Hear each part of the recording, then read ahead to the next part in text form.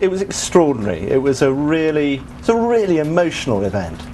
We're also joined by June Baker, who was on board. In a little more detail, because I think it's probably a good idea for us to take a look at how the pageant began.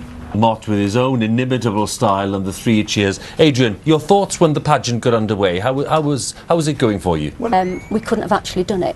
And Adrian, you spoke a lot beforehand about wanting this to be, a legacy, something.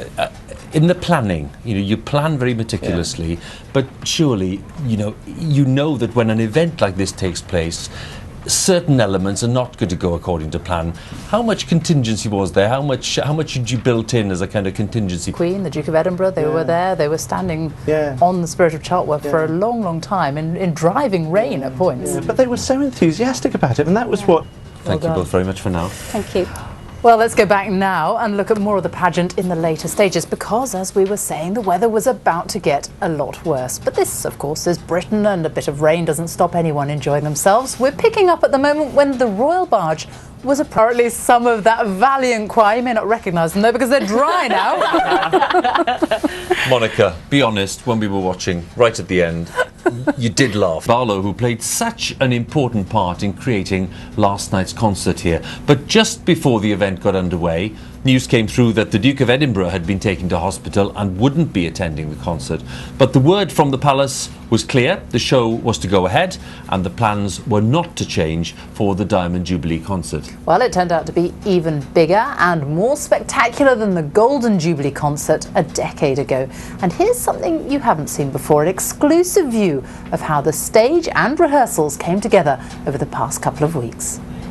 Well, that stage is being dismantled behind us tonight, but after 2 days of partying, there was a more formal tone today with a service of Thanksgiving at St Paul's Cathedral and more unforgettable scenes around Buckingham Palace at the climax of the Jubilee celebrations. And we'll start at St Paul's, where the service of Thanksgiving included a piece sung by the Diamond Choir, young choristers from around the UK, specially selected for today's occasion and performing after just a few days of rehearsal.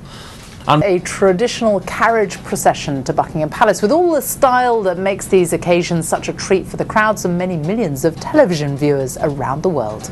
The royal family then appeared on the balcony for a fly past by the RAF and what we call a feu de joie. That's a volley of rifle fire from the Queen's Guard.